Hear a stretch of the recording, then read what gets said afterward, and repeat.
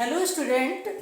पिछले बोर्ड के एग्जाम में लेंस का ये सवाल आया हुआ है और आप लोगों ने भेजा हुआ था, तो इस सवाल को हमने सोचा आप लोगों को भी बता दें, क्योंकि इसका एक रीज़न और है कि डाउट नेट वगैरह पे बच्चे बता रहे थे कि इसमें आंसर उनका मिस्टेक दिया गया है, तो आप सभी को इससे फ़ायदा हो जाएगा, इसलिए हमने सोचा इस सवाल को आप सभी को बताते हैं। तो चलिए सवाल देखते हैं सीधे।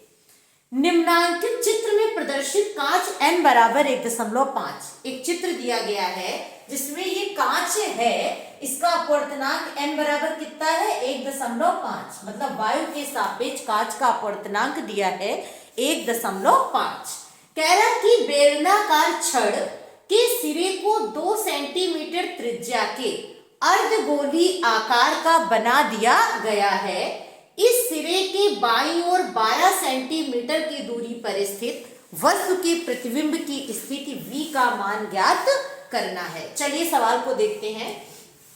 यहां पर आप कहीं यहां से देख रहे हैं वस्तु कहां है, कांच में, और यहां से ये इस तरह से किरण गई और यहां पर प्रतिबिंब बना रही है।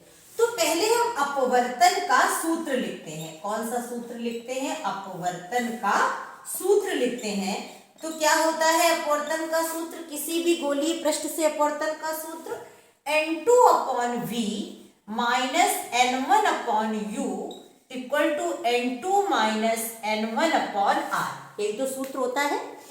अब N1 क्या है? फर्स्ट माध्यम का अपवर्तनांक। N2 क्या है? सेकंड का। तो आप यहां कहीं से देख रहे हैं और ये इस माध्यम से आ रहा है, तो N1 N2 लिख लेते हैं पहले।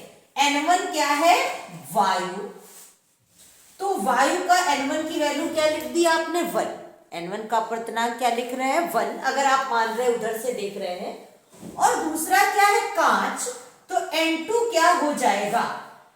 कांच के सापेक्ष वायु का अपवर्तनांक। देखिए जब वो आप डेरिवेशन करते हैं उसमें इधर वायु होती है और इधर कांच, तो आप वायु के सापेक्ष, क्योंकि उसमें प्रतिबिंब कहां बन रहा था? वायु में। वायु के सापेक्ष कांच का अपवर्तनांक लेते हैं और यहां पर उल्टा स्टेप है, तो GNA कांच के सापेक्ष वायु का अपवर्तनांक। उसके बाद क्या है? VU। U कितना है आपका? वस्तु की दूरी यहां से लेते हैं इस बिंदु से, तो इस तरफ है, तो माइनस का 12 सेंटीमीटर, और V आपको निकालना है, और R क्या है? वक्रता त्रिज्या, वो भी इधर ही होगी, तो माइनस का 2 सेंटीमीटर। ये यहां लिख दे चल के।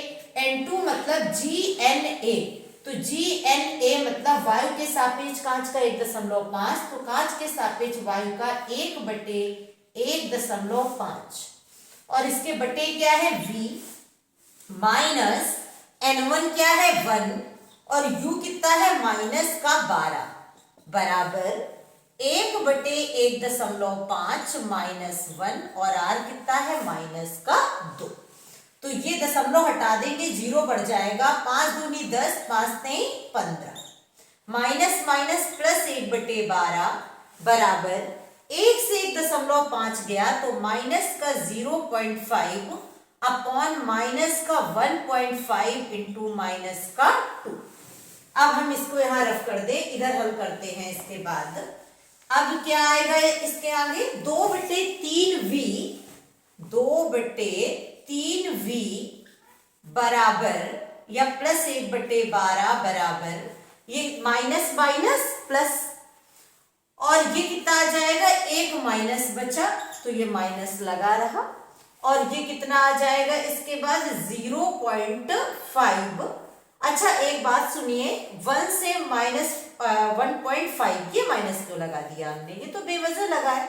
फिर से देख लीजिए, ये 1 से 1.5 गया तो माइनस 0.5, नीचे क्या बचा? 1.5 और माइनस 2, तो यहां पर माइनस माइनस दोनों कट गए, तो कितना आ गया? 5 एकम 5, 5 3 15, 1/3 और इंटू 2, तो ये आ गया। इसके बाद 2/3V बराबर 1/6 माइनस 1/12, तो ये कितना आ गया? 12, 6 दूनी 12, 2 माइनस 1, तो 3 चौक 12।